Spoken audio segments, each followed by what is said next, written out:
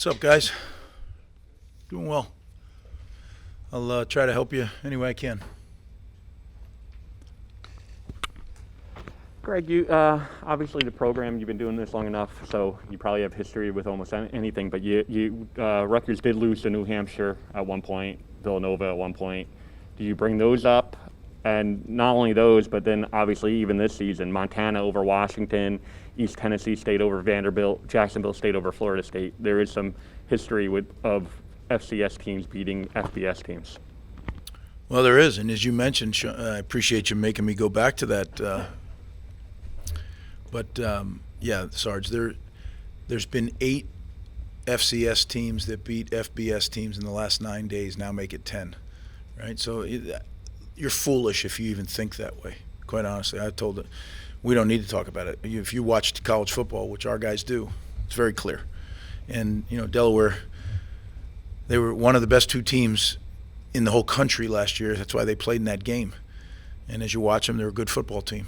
And they have good players on offense, good players on defense, and good players in the kicking game. So to me, just like it was for Temple and for Syracuse, it's about Rutgers getting ready, our team getting ready to be the best that we can be, and we certainly weren't on Saturday. You never are, right? But we weren't close to playing our best football, and we need to get a lot closer to it than we were. So that's our goal. But we understand exactly what Delaware is. They're a very good football team. What's been the key for the way your defense has played these first 2 games?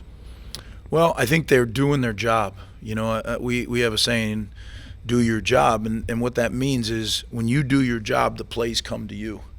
When you try to go make plays, generally you leave the confines of your job and you try to do something special, and that's where we get in trouble. When you prepare for Delaware, do you treat them like a team that's playing their 10th game almost in the season, or do you treat it like you have all this film on them, or do you think that helps the FCS schools that they have played so much recently compared to you guys? That's a great question, and I don't think a lot of people think of that, but I think that's really, and I don't know the answer, right? Because there's that gap in between, yet we're looking at the film as kind of continuous film. And it's weird, right? Because guys change numbers from the spring season to the fall. So that's the old number, but essentially the same football team. And like I said, they had great success in the spring, and now they're 2-0 in the fall. So when you look at the run that they've been on, it's a heck of a run, even though it's split up by a couple of months summer. But it's you try to see what did they change during the summer. Was there any kind of, and then are we going to see something different? One of the things that they play a similar structured defense that Syracuse played. They're different on how they do things, but at least the base structure is that 3-3 or 3, the 3-5-3 look that we saw last week. Can you update us on Gavin's eligibility status, and is it possible that he can play this Saturday? Gavin is eligible to do everything now. He's eligible to practice in full pads. He's eligible to dress for the games and everything. So he's an eligible player by NCAA rules. Is it possible that he can play on Saturday? Well, he's eligible, so everybody who's eligible is possible to play, sure. The transition, because it's such a unique situation. Well, I think we're still in the middle of it, Bobby. I mean, he's only been here for less than a week, right? So, or no, just over a week. But I think he's doing a good job of just finding his way. Get his books, get to class. He's been to some classes. He's kind of living college life now. But you can imagine it's like drinking out of a fire hose, right? One minute you're playing in a high school football game, and the next minute you're sitting in a college class. So we're just kind of helping them along, and I think the guys, really the players, have done a great job accepting them and helping them learn the ropes. Change your recruiting approach? I mean, with so many players enrolling early, is that part of the pitch now? Do you have to kind of adjust it every year? Well, there's only been 2 of them in the history of college football, right? So, yeah, going forward, we got to think. The mid-year admission is almost the norm. Like I told you, our class 16, we were 2/3 January start and 1/3 June start. So that's already kind of transformed. The question is, will this become, when everybody started going in January a while back, that was like, oh, you can't believe it. Well, now everyone's that way right now a little bit with kids passing up their senior year, but is that going to become more normal? I don't know. It's awfully hard to manage your scholarships that way, though. Really hard. So I think if you're going to do it, it's going to have to be, we were fortunate that we had one available to do it with. But that's going to have to really be factored into your roster management now. And I think it's going to have to be probably a little bit earlier in the process, knowing what young people want to do. Played, especially the other day against Syracuse. I mean, where do you feel like the biggest improvement that you guys want to make going into this Delaware game now? I don't think we're far off.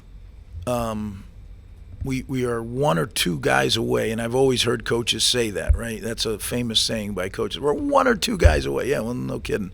And they're one or two guys making the play, too. But I don't think we're as far off. The area where we have to really, I think, get better is third down.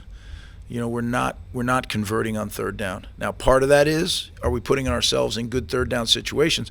But I actually think for the most part we have. Yeah, we've had a couple of third and longs, but we've been in kind of the wheelhouse we'd like to be, but we have to convert them more consistently. And I screwed one of them up. We should have went for the fourth down and one. We were messing around. With playing 6, 7, 8 offensive linemen, is that almost a necessity thing now? I mean, or would you prefer to not have to mix and match like that? I used to say I want that, the old thing, 5, and make a fist, and that 5 are tough, and all the coach speak stuff. But there is truth to that. But also in this day of the transfer portal, and I think the more guys you can play, the better.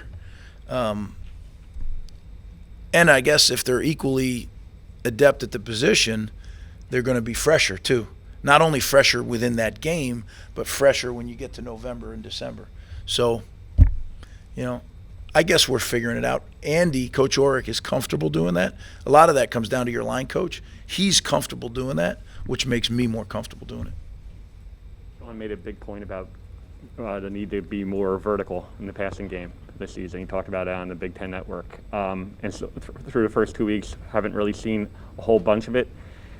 Where do you pinpoint the biggest issue on that? Is it offensive line? Is it Noah? Is it wide receiver separation? What do you think is the biggest reason for the lack of it? All the above. And the one thing you left out was defensive scheme. If you're throwing a 9 route to the wide out and they roll up on a corner and have a half defender over the top, well, you can throw it, but it might get picked, right? So you look to do that versus single coverage and turn it into a one-on-one battle. We've had a couple of one-on-one battles and haven't come up with the ball, though. So is that the throw? Is that the catch? Everyone's its own situation. And then we've had some where it's called and we didn't have the opportunity to get the ball off because of protection. But you're right. I'm a big believer in those, I call them flyover yards. When you go throw a deep ball, you fly over a lot of problems, right? A lot of missed blocks, a lot of potential penalties, a lot of bad things. You go right over it. Zoom. So that's one thing that we do have to do a better job in for sure. I think last year we asked you about penalties, and you said that you never want to be up high, but you never want to be right up at the top of the nation. You're there now. Is that okay? Are you okay with that? Are you? Yeah, I'm okay. I mean, my thing when I say that is I don't want guys I want guys playing through the whistle, right? So that means you're going hard. And every once in a while, you're going to get a penalty, which is an aggressive penalty. Every once in a while, you're locked up with a guy, you may get a hold. You don't like it, but it may happen. Alignment penalties, offside penalties, those, the self-inflicted wound penalties are the ones that I'm talking about. Right now, I certainly like the way we're handling the abiding by the rules because we're playing really hard. So if we can do that and play really hard, look, I'm not gonna be against it. But that's what I mean when I say that. I asked you about the backfield, rotation. Just wanted you to expand on it a little bit. Are you more in the line of Pacheco's your starter? You've already said that definitively, but Kyle is going to get more touches, and Aaron. I mean, are you happy with the distribution, 1, and then 2, going forward? Do you ever see going with a bell cow? Going with a bell cow, a featured guy? Again, Keith, I let that play itself out. If somebody becomes that hot that he should just stay in there, then that's what'll happen. But we have good players in the running back room, and I want to make sure that all our good players get a chance to play. Hey, any update on how close he is? He's getting better, Bobby. He's getting better. Not to get into too many details, but he's healing up, and I'm anxious to see him play because I thought he had a really good spring. And, he didn't have many days of training camp, but the days he had, he did a very nice job as well. Greg, along those lines, sticking with the secondary, how would you assess they played so far, and specifically Max Melton? He's been around the ball so far this year. Yeah, I think overall we've played well. We've given up two shots, right? 2 big plays. Our goal is to give up none, but I think we've played aggressively. We've matched up pretty well in man-to-man coverage so far. A couple of zone opportunities. I thought we had opportunities to take the ball out of the air, and we didn't. So hopefully we get improved at that. But overall, I'd say they're playing well. And as you mentioned, Max is, I think, playing at a high level right now. He's doing a good job. So, guys, I appreciate you coming out. Thanks.